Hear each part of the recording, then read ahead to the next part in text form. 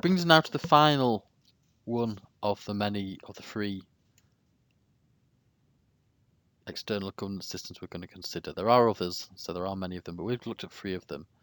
And the first one's to do with network theory. It's many successful and growing industries and firms operate on the basis of informal networks. In a way, it's similar to institutional theory, but institutional theory is about formal networks, formally representing institutions. This is looking at informal networks.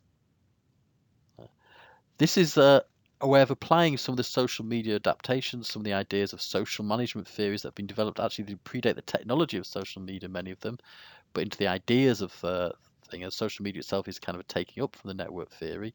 And there are companies that are some quite big ones. Silicon Valley, for instance, is very common with people working between them, supporting one another. Italian textiles, film, music, etc. These are all areas in which network theory has grown up and been proved to be quite a successful way. And again, it's a way of dealing with a very uncertain, changing environment. It's about saying instead of having a big company that could suffer very badly if there's a change in the environment, so lots of small, very adaptable companies that can hopefully bounce around and find new ways of dealing with business. It's also small ones. I mean, for instance, one example I often use is my own gardener, as in not my gardener, he's the gardening company that do my gardens. There's a number in the villages around York of small gardening companies, and although they don't specialise, it is sometimes the fact that we come out and we find somebody from a different company doing our gardening because they're all 1-2 man operations. And they don't so much subcontract, they simply agree to send one another out. So I can't do John's lawn today. Also, it can be specialists, for instance. They might not all have the same specialist equipment. So when my lawn needs reseeding, uh, and it needs actually it's rather than just scattering seed the top of it, some of the seed needs to be put in every couple of years.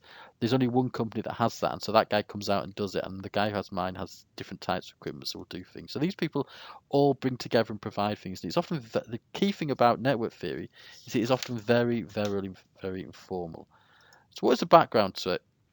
Well, it is basically a very flexible specialization approach. It's often called neo-Smithsonian.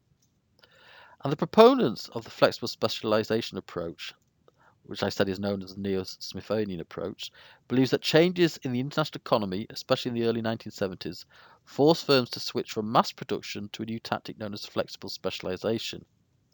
Instead of producing generic goods, firms now find it more profitable to produce diverse product lines targeted at different groups of consumers, appealing to their sense of taste and fashion. Instead of investing huge amounts of money on the mass production of a single product, firms now needed to build intelligent systems of labour and machines that were flexible. I.e., this varied, for instance, like from my gardener who owns one machine and his friend who has a similar gardening company owns a different machine. But also, it might be to do with the fact that the people who make the movies, some others might be specialised in digital electronics, some people might be specialised in dubbing, some players might be specialised in recruitment of actors, and they all bring them together as a collective. You often see films advertised being produced by a number of companies, and this might be the way they both do it. The same with making music. The band might be one company, the gig might be another company, the providers of the cutting of the making of the demos, the recording is another thing. There are lots of music festivals around, lots of music recording studios, etc. This all brings it round together. And so what we do is people are trying to save on investment. So production processes become modular and can be put together in a variety of different ways to become a very flexible way of approaching it. And this involves changing the production structure, whereby instead of a single firm manning the assembly line from raw materials to finished product, the production process becomes fragmented as individual firms specialise on their areas of expertise. As evidence of this theory of specialisation, proponents claim that Marshallian industrial districts are clusters of integrated firms had developed in places like Silicon Valley, Jutland, Smarland, and several parts of Italy. So effectively what you've got here is these places that have become put together in areas, and we have little versions of that perhaps around the universities. Here we have a science park, it's not a very big one here, but around Cambridge, the huge science park specialising in biotechnology, and they want to support one another. They build up these areas where they've actually a kind of infrastructure that is needed for one big firm actually provided by a number of smaller firms working together. So in a way, networks are actually conglomerates which are not merged together. They're conglomerates that have maintained their independence but have become managed through network governance, in which almost socially people who go to the same parties together, people who live close together, sit on one another's boards, try and make sure all the companies act in the interest of the sociality of the things, and work together. And so what are the decision factors? Okay, they're basically What drives this idea is a synthesis of transaction cost economics and social network theory.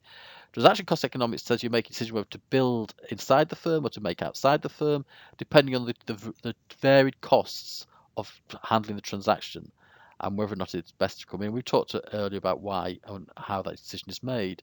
When you merge this with social network theory, you say, well, actually, if you can build up a system where you can start to trust one another, and that trust might be because you might not know the person, but other people might know the people. So if you look at them and you say, oh, we need someone to do this job, and instead of actually looking just get people to make quotes, you go to a company you've worked with a lot and say, do you know of a digital production firm, for instance, if you're making a movie? And they say, oh, yes, this one we've used quite a lot. They are to be trusted. It says you can reduce your transaction costs based on this trust, based almost on this second-hand trust. Okay, so you're overcoming the simple question of whether it's the cost that determines going internal and external. You're saying, can you actually reduce transaction costs? Say, yes, you can. Social interactions, people partying together, people understanding one another, people mixing together, people knowing one another, actually reduces the costs of firms.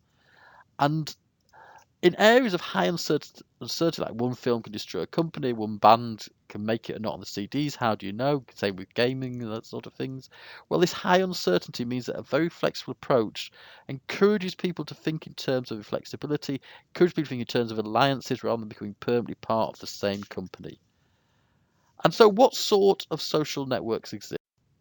Well, the different sorts of social interactions that can lead to network governance can lead to people serving together on boards, between companies looking after one another, can be a wide variety of things. We have interorganizational, all equals, but legally distinct. We have straightforward networks. These are relationships that follow a pattern, relationships of relationships, where one person allows you to meet other people, and it might be a friend of a friend idea where you sit together. If they trust you, I trust you, like Casa Circasa, this sort of idea. We have alliance capitalism, the idea that firms actually act together for all of the organization's long-term interests. Actually, things say capitalism is not so much about competition, it can be about cooperation as well, because the defining force of capitalism is that accumulation, is investment, is the building up of wealth, but not building up as wealth as individuals, building up as wealth as productive capacity. There can be business groups. These can actually be business groups that are formally bound together, but they can also be informally bound together. And this is sometimes used for firms that are actually not really networks, that are not so much based on friends, but based on the fact that you go via the institution and you all have to agree to the rules of the institution. And if you break the rules, if you suffer one of the groups, you can be punished by the institution, by the network, and you can be expelled from it, so you know in your long-term business. There are networks of informal collaborators, where there's actually not necessarily a pattern of things, but where people work together, there's no contracts, etc. People work on one-off contracts. There were network organizational forms where you actually have people do the same thing over and over again. So you have long-term recurrent business exchanges between them. And this, of course, can lead to sort of a good development of long-term trust issues, etc. The true social network, as in this is before the idea of social network is a computer-based thing, but as an individual thing, but for several people work together. People work together, it's driven by trust, it's informal, it's based on the fact that A trusts B, so B will trust, and A trusts C, so B will trust C and will work with C. And that. There's a more formal network organisations in which they actually are the governance, the market-based governance. So market-based governance here in this case means you don't have an informal collaboration. What you actually say is, we're going to work together, and actually I'm going to buy 10% of your shares and you will buy 10% of my shares, and we will put a member in each board. That is the difference between network organisations and network organisational forms. And then even more confusingly, we have the network forms of organizations. And these are where we have lateral or horizontal. We have a standard supply chain, which you'd expect to be caused by a merger of different companies. But among these things, they have independent resources. All the different forms of organizations are independent. They own independent resources. They hire out to each other independent resources. They may go in work together with reciprocal communications, they talk to one another. They will often have integrated computer systems, integrated IT systems that allow those systems to work together and talk together as well. So there's a big financial commitment towards working one with another, but it's not quite the same as the other things. So these are the different areas that can lead the importance of social interactions.